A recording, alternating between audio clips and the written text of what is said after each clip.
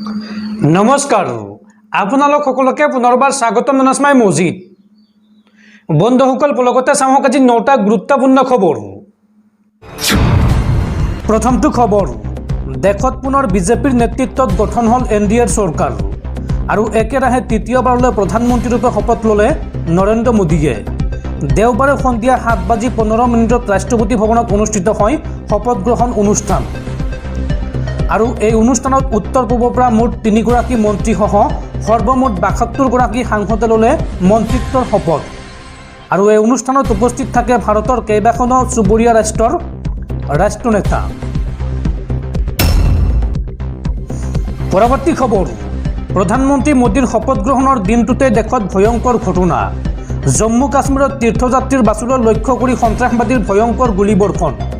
আৰু এই ঘটনাত থিতাতে মৃত্যু হৈছে 10জনকৈ লোকৰ লগতে আহত হৈছে আন কেইবাজনো লোক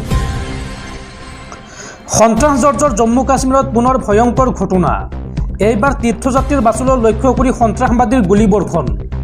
জম্মু কাশ্মীৰৰ ৰাইচি শিৱ মন্দিৰ দৰ্শনৰ বাবে গৈছিল এই তীৰ্থযাত্ৰীৰ দলটো সন্ত্ৰাসবাদীৰ গুলীবৰ্ষণত বৰ্তমানলৈকে 10গৰাকী যাত্ৰীৰ মৃত্যু হৈছে আৰু লগতে 33গৰাকী যাত্ৰী আহত হোৱা বুলি জানিব পৰা গৈছে সন্ত্ৰাসবাদীৰ গুলীবৰ্ষণৰ পাছতেই খাৱত বাগৰি পৰে বাছখন দেওবাৰে সন্ধিয়া 6:20 সংঘটিত হৈছে এই ভয়ংকৰ ঘটনা এই ঘটনাত নিহতৰ সংখ্যা আৰু অধিক বৃদ্ধি পোৱাৰ সম্ভাৱনা আছে উক্ত ঘটনাত তীব্ৰ গৰিহণা দিছে প্ৰধানমন্ত্ৰী মোদীৰ লগতে অমিত শ্বাহ আৰু কংগ্ৰেছ নেতা ৰাহুল গান্ধীয়েও ঘটনাস্থলীত উপস্থিত হৈছে আৰক্ষী আৰু অৰ্ধসামৰিক বাহিনীৰ লোক সেনাই চলাই আছে উদ্ধাৰ অভিযান শিৱ মন্দিৰৰ পৰা প্ৰায় 4 কিলোমিটাৰ দূৰত সংঘটিত হৈছে এই ঘটনা পৰৱৰ্তী খবৰ নৱগঠিত এনডিএ চৰকাৰত প্ৰথমটো অঘটন মোদী মন্ত্ৰীসভাৰ শপত গ্ৰহণ চলি থাকোঁতে অঘটন এনচিপিৰ নেতা প্ৰফুল্ল পেটেলে সংবাদমেল পাতি প্ৰত্যাখ্যান কৰিলে মন্ত্ৰিত্ব এনডিএৰ সহযোগী দল এনচিপি অজিত পাৱাৰ গোটৰ মন্ত্ৰিত্বৰ প্ৰস্তাৱ প্ৰত্যাখ্যান দলটোৰ সাংসদ প্ৰফুল্ল পেটেলক যাচিছিল ৰাজ্যিক স্বতন্ত্ৰ মন্ত্ৰীৰ পদ পূৰ্বতে পেটেল আছিল কেন্দ্ৰীয় কেবিনেট মন্ত্ৰী স্বতন্ত্ৰ ৰাজ্যিক মন্ত্ৰীৰ পদ গ্ৰহণ নকৰিলে পেটেলে আৰু এই সন্দৰ্ভত অজিত পাৱাৰৰ প্ৰতিক্ৰিয়া পূৰ্বৰ কেবিনেট মন্ত্ৰী পেটেলে গ্ৰহণ নকৰে ৰাজ্যিক মন্ত্ৰীৰ পদ বন্ধুসকল তাৰপিছত 4 নম্বৰ খবৰটো জনোৱাৰ আগতে আপোনালৈ এটা সৰু ৰিকুৱেষ্ট যদি তেওঁলোকে এইটো ভিডিঅ'ত লাইক কৰা নাই তেন্তে প্লিজ এটা লাইক কৰি দিয়ক আৰু এনেকুৱা ধৰণৰ নতুন নতুন ভিডিঅ' পাবলৈ চেনেলটো ছাবস্ক্ৰাইব কৰি কাষত থকা বেল আইকনটো প্ৰেছ কৰি ৰাখক পৰৱৰ্তী খবৰ টি20 বিশ্বকাপত ভাৰতৰ বৃহৎ জয়লাভ ভাৰতৰ হাতত পৰাস্ত পাকিস্তান বিশ্ববাসীৰ সন্মুখত পুনৰবাৰ ভাৰতীয় ক্ৰিকেটাৰৰ পৰাক্ৰম ভাৰতৰ বলিং বিক্ৰমত ধৰা খাই পাকিস্তান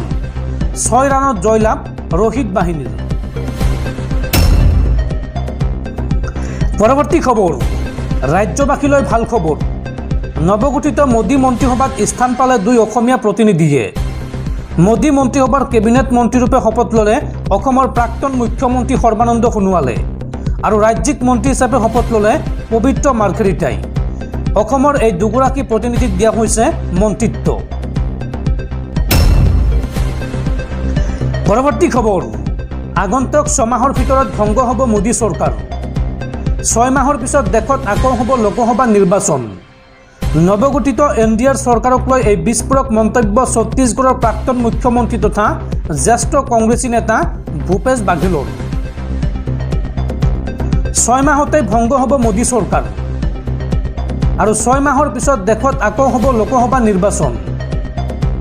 নতুনকৈ শপত গ্ৰহণ কৰা এনডিএৰ চৰকাৰক সমালোচনা কৰি এই মন্তব্য ছত্তীশগড়ৰ প্ৰাক্তন মুখ্যমন্ত্ৰী ভূপেশ বাঘেলৰ পৰৱৰ্তী খবৰ বিজেপি গুণ্ডাৰ দল আৰু 2026ত বিজেপিক আমি পৰাস্ত কৰিব লাগিব এই মন্তব্য ৰাইজৰ দলৰ মুৰব্বী তথা শিৱসাগৰ সমষ্টিৰ বিধায়ক অখিল গগৈৰ বিজেপি গুণ্ডাৰ দল 2026ত বিজেপিক আমি পৰাস্ত কৰিব লাগিব সাম্প্ৰদায়িক বিজেপিক নিষেধ কৰিবলৈ একগোট হ'ব লাগিব বিৰোধী শক্তি অসমৰ সকলো বিৰোধী দল একগোট হৈ নিৰ্বাচন খেলিব লাগিব 2026ত সংবাদমেল পাতি এই মন্তব্য বিধায়ক অখিল গগৈৰ